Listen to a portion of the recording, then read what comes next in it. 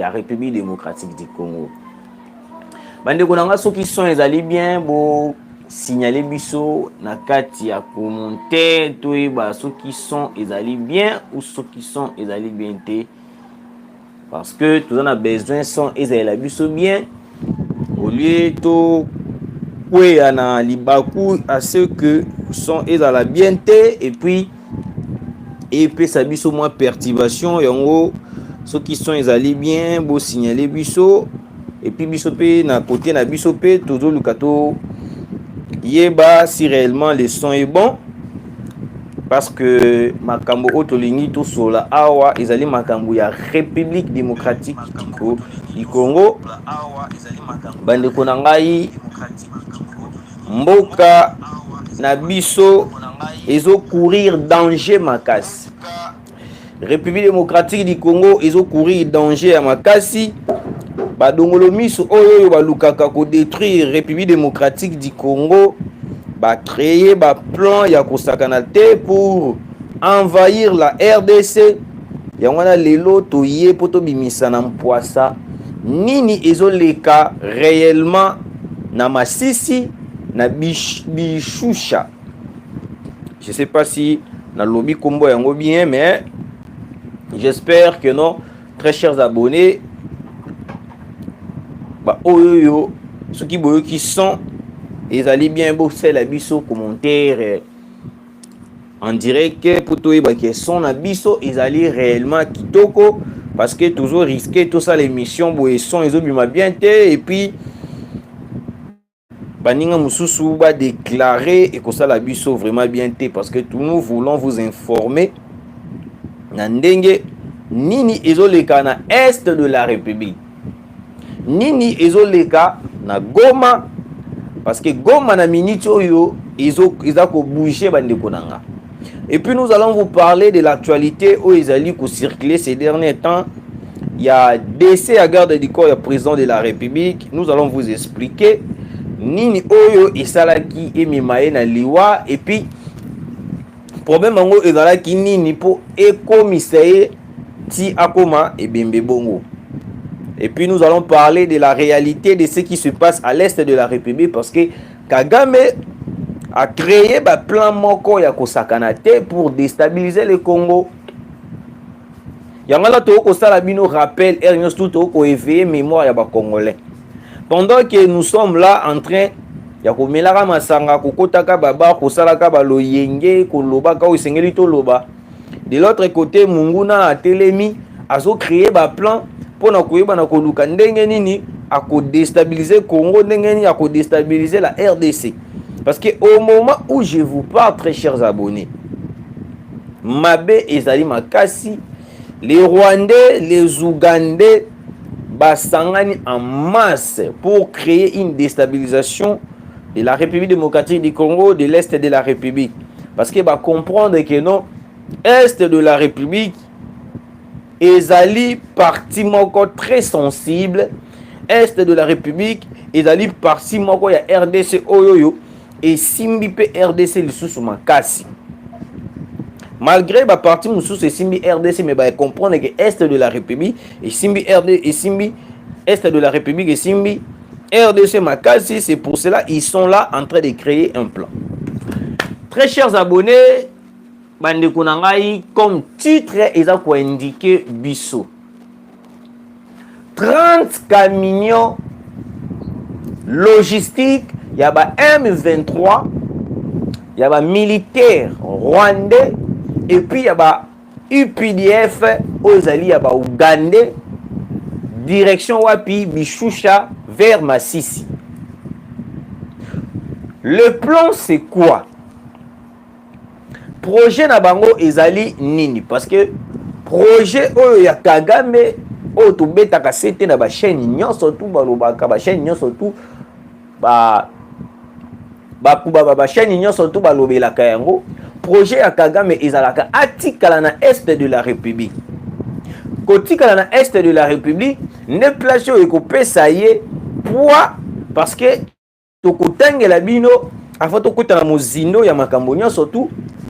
Ndenge nini Rwanda akomi kozwa le dessus ya makambo ebele oza koleka na République démocratique du Congo, ba minerai na biso njoki koma nango ba minerai ya Rwanda.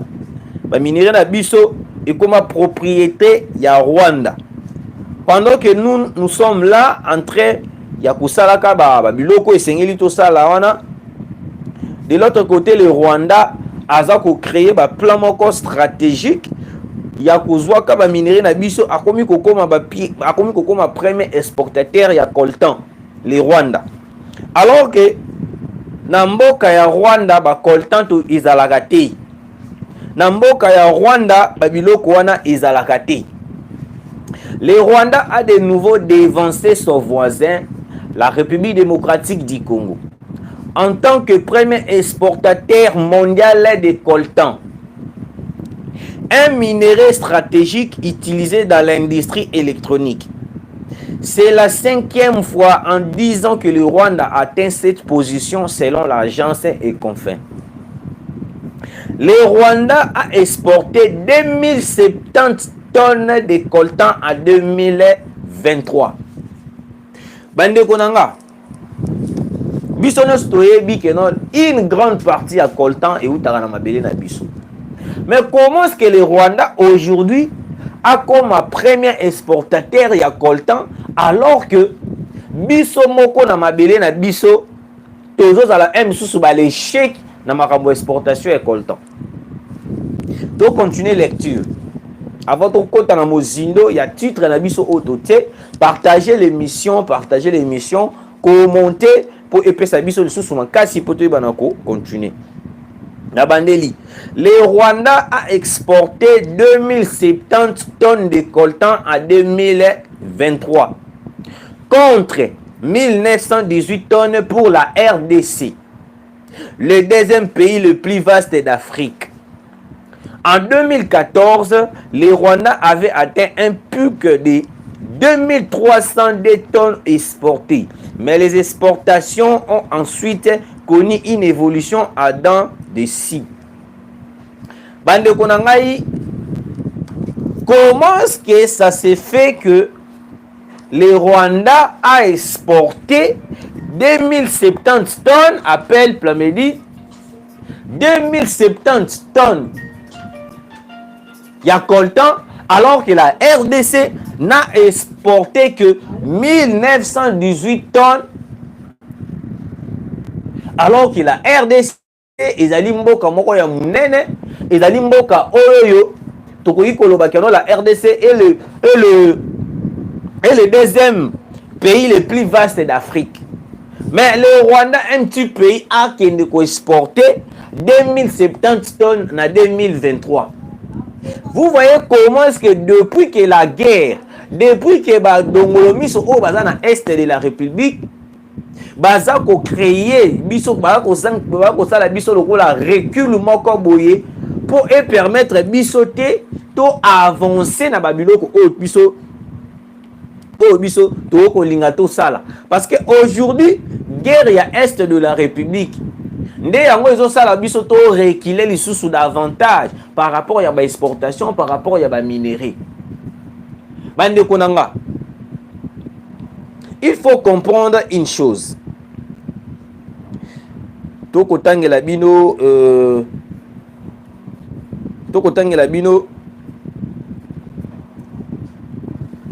voilà.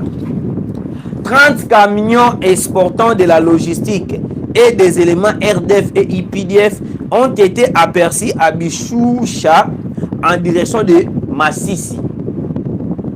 Le Rwanda continue à garder ses milices sol-air du territoire congolais, toujours positionnés à Kilolirwe. Bande Kolangai, 30 camions logistiques, il y a RDF et puis IPDF ont été aperçus à Bishusha. Quel est le plan?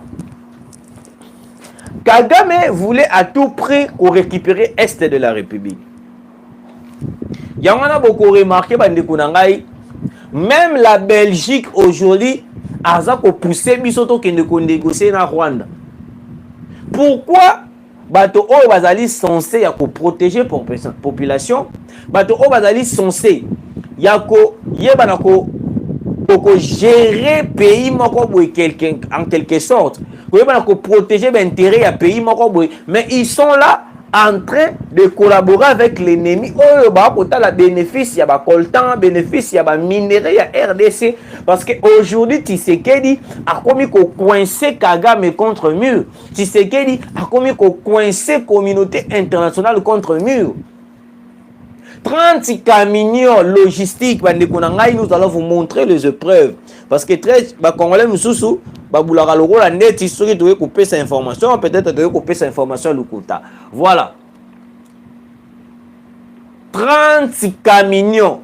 Et puis, moto a tweeté en haut, ils allaient moto au alobaraka diosha, ils allaient bateau au bazali sur place à l'est de la République, Daniel Michomber, et si je ne me trompe pas les noms. Ne bango ba ko alerter population, ba ko alerter gouvernement, ba ko alerter service de sécurité. Et puis ba ko alerter les sous ba FRDC et puis ba wazalendo. Parce que na lire auto ko kende na yango soki to baisser les bras, nous risquons de voir le Rwanda à côté na profondeur ya mabele na biso, très chers abonnés. Les 30 camions que vous avez vus sur le miniature, les 30 camions au Moni, au IPF et puis RDF, c'est pour renforcer les M23 davantage. On vous avait dit que non, même l'Ouganda n'est pas sincère avec nous. La plupart des pays, la plupart des pays,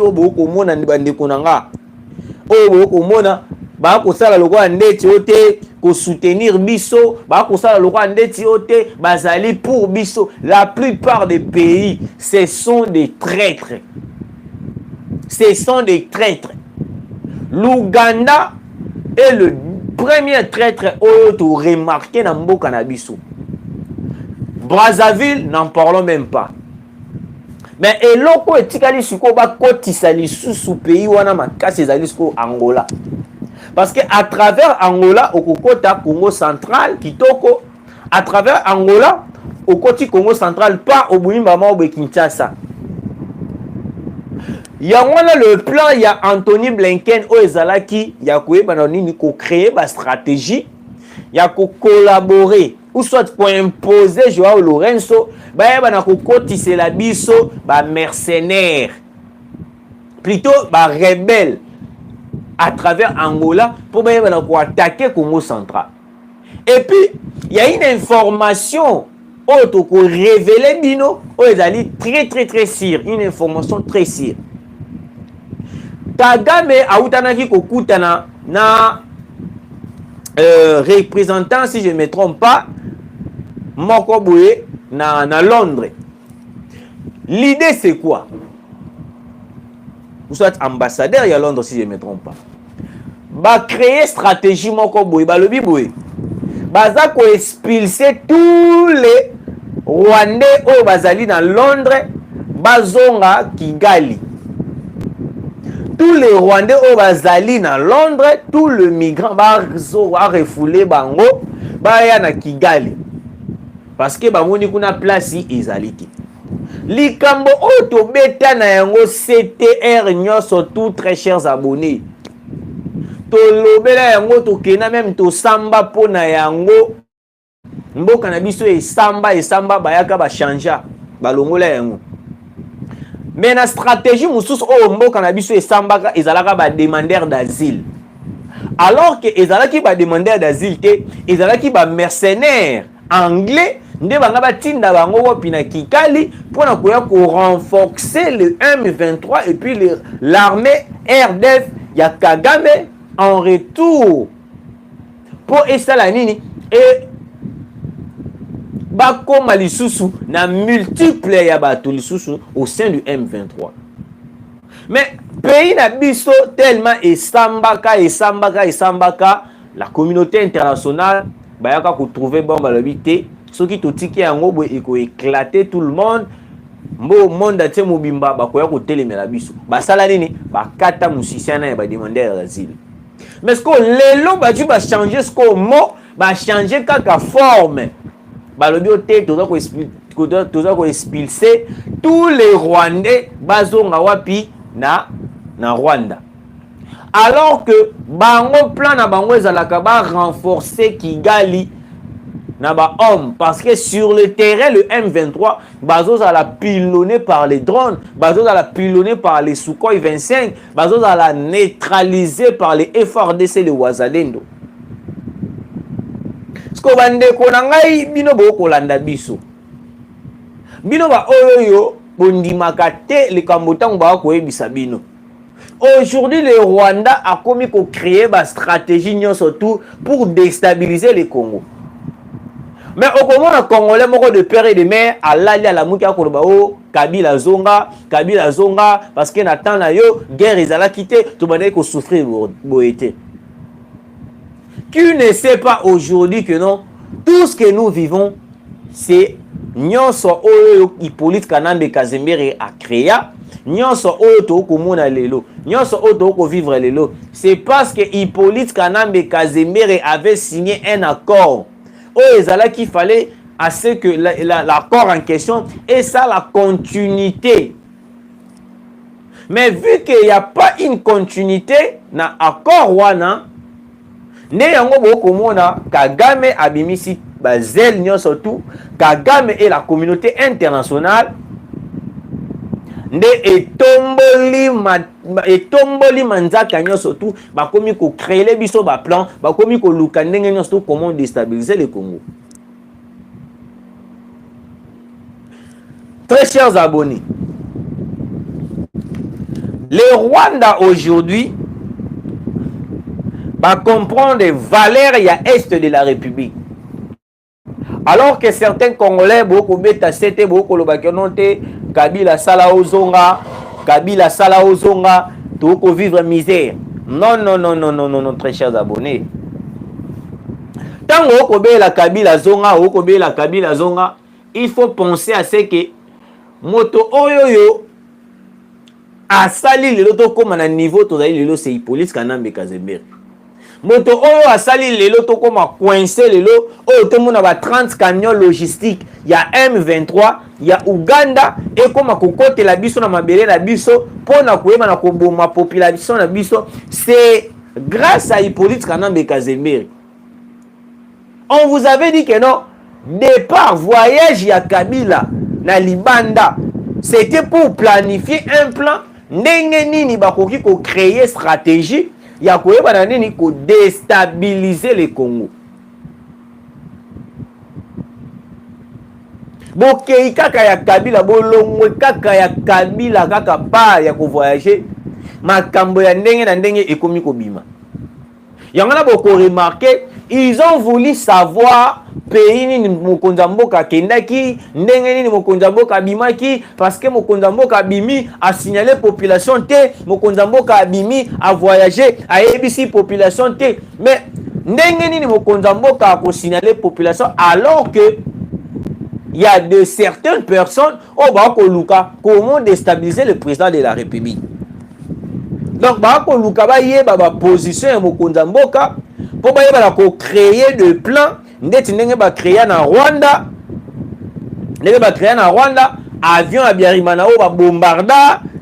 Ndenge ba créer ba plan na bango moko très bizarre pour na koyaka nini ko déstabiliser ou peut-être ko assassiner mokonza mboka. Yangana mokonza mboka très vigilant.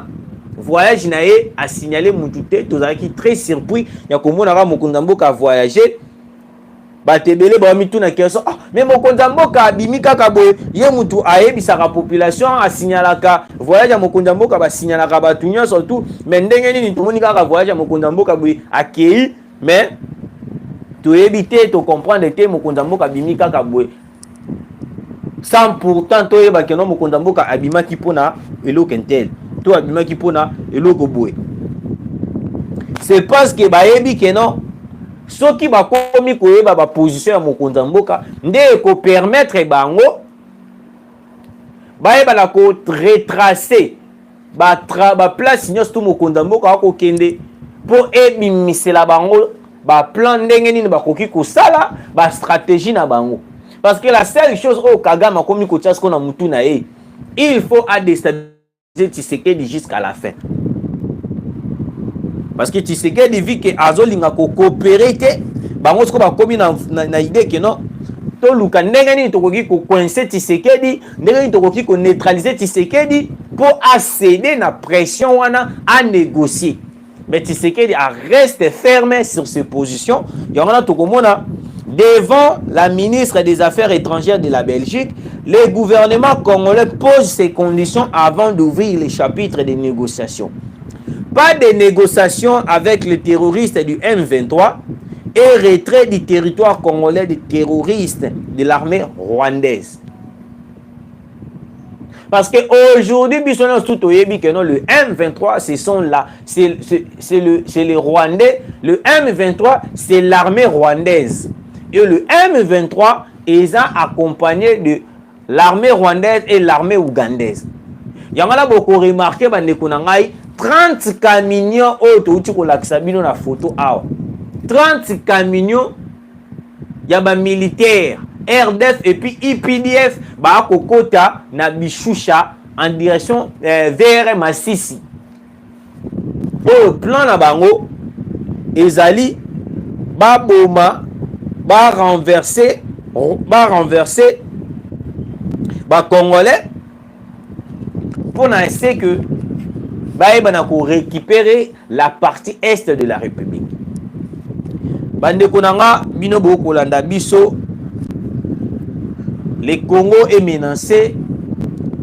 Le Congo est tellement menacé à ce que tout dans la vigilance parce que nous risquons de voir le Congo envahi par des Rwandais, par la communauté internationale.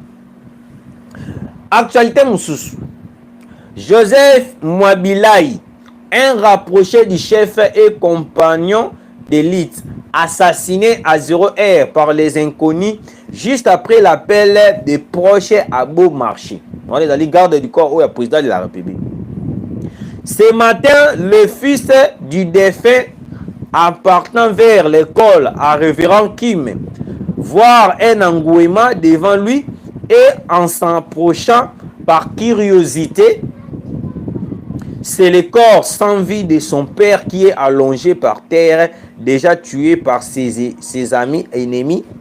Faites attention à vous, surtout aux entourages hypocrites. Wanedali explication au bapesi biso batindeli biso yangana tutangi yango na kati wana tokoki kokota vraiment muzindo na yango te parce que tolobaka yango ke non tango oko vivre na bato foye ba bato nini okoki ko vivre na bango plutôt. Vous voyez l'exemple ya Brazzaville. Brazzaville akoya awa Sassou Nguesso asekina biso esengona biso alobi o esengeli aloba, mais en retour tant akozonga na mboka na ye, c'est le même Brazzaville Sassou Nguesso né a comploter avec les Rwandais. Le même Brazzaville Sassou Nguesso a comploter avec la communauté internationale, la France, les États-Unis pour na koyeba nini ko céder partie ya fleuve Congo wana. Tout autour de la partie de fleuve Congo, au titre la yango ba français, ba militaires français et puis de militaires rwandais, au bénéfice baya ko exploiter et puis baya ko sala na yango au balingi en retour pour déstabiliser le Congo. Ils ont ndenge moko na exemple na koki ko pesa na moto on a garde du corps rapproché oyo ya mokonzi ya mboka. Moto nyonso tout a sepelaka na bomengo ya moto oyo amoni ke ozo ko prospérer. Moto nyonso tout a ko sepela na yo soka amoni ozo ko prospérer, amoni ozo ko avancer, amoni ozo ko mata. Ce n'est pas donné à tout le monde ozana ba ninga moko boye malamu ou peut-être ba ko sepela na yo, ba ko mona yo. Ba ko mona yo.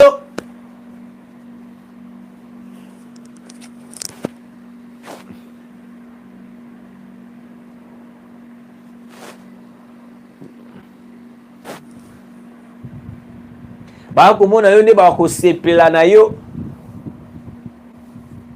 na évolution na yo na ba avancer na yo. Ndeko moko atuni biso, malgré tout ce que vous dénoncez les plans de Kigali Rwanda pour déstabiliser la RDC, Quelles sont alors les stratégies mises en œuvre au Congo pour déstabiliser à son tour le Rwanda? Ndeko na ngai Edi Akime Kikunga. Même si naebaki ba stratégie pour déstabiliser le Rwanda, na émission awa engaki za kaka impossible na loba.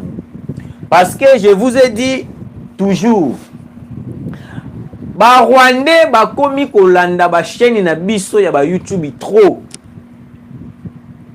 Ba Rwandais ba koma kolanda ba chaîne na biso ba YouTube moi mingi. Alors sur ce, ba koma kozwaka ba stratégie peut-être auto ko bimisaka ya mike kozwaka yango et puis ko transférer yango pa ya Kagame. Parce que Kagame azali moi un peu fort du côté renseignement. Azana bato oyo baza kolandela ka ba chaîne ya bato, azana bato oyo bazali na mboka na biso oyo ba kozwaka ba information pour lui, excusez, en retour ba ko transférer ka yango Kagame.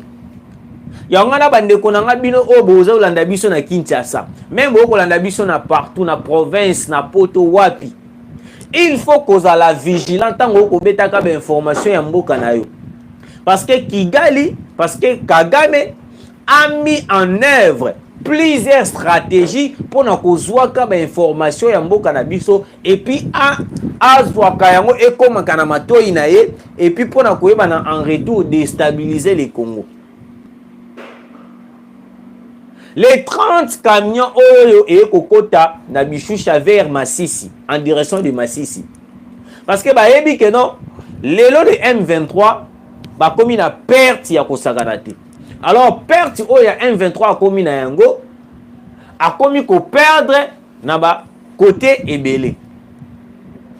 Alors pour renforcer le M23, à part d'abord pour renforcer du côté militaire, il faut aussi renforcer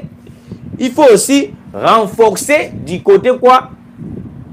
Il y a ba hommes sur terrain. Parce que les lots comment on ndengeni le wazale dans le FRDC baza ko neutraliser ba M23 ya kosakana te. Parce que souci à Kagame à tout près ali récupérer Goma entier. Parce que jusqu'à présent Goma bazo koka ko récupérer en côté. Vu par rapport il y a ba prouesse ya armée na biso, vu par rapport il y a ba avancé il y a armée na biso et puis ndenge to ko beta monguna Kagame a se sentir lokola a komi na trou moko ya munene surtout du côté bateau parce que bateau baza lisusu te ba homme sur terrain ba ko kufa trop. Et on a Kagame alobi non, il faut renforcer parce que ce qui te renforcer nous risquons de voir Mboka na biso et plutôt nous risquons de voir les M23 anéantis bango nyonso tout. Parce que ba Bertin bisi mo bango nyonso tout wana bazali batu oyo bazaka ka ba marionnette bango bayoka kaka mokonzi. Bango bayoka kaka mokonzi na bango oyo ezali Kagame oyo ezali Hippolyte Kanambe Kazembe. Alors bandeko nanga le garde du corps a été assassiné par ses proches. De éviter ses proches autres koloba proche na ya travail toni non. Côté on a trouvé que c'est martelé vraiment sur yangote parce que source profondeur il y a likambwana vraiment batindeli biso te mais batindeli biso kaka moi likolo. Alors très chers abonnés bande ko na biso boko landa biso, nous devons être vigilants parce que na minute oh les Rwanda et puis l'Ouganda batindeli biso plus de 30 camions logistiques pour renforcer les M23. Ba côté linzela ya Bishusha bazo di kende direction ya Masisi. Nyoso wana nini pour créer des stratégies comment déstabiliser l'est de la République, comment déstabiliser le Congo, comment déstabiliser Tshisekedi et puis pousser Tshisekedi à négocier. Mais il y a une bonne nouvelle que je vais vous annoncer. Malgré tout, nous avons acheter ou soit doter biso na matériel moko très très très sophistiqué. Oh ouais, pesali matériel ya près ya génération actuelle. Et outil ce qu'on a réussi et ya ki ana mabé na biso. Tokotanga ba kombo na yango te, mais déjà là nous allons attaquer le Rwanda. OK, nous allons attaquer le Rwanda parce que c'est ce que Kagame est en train de chercher.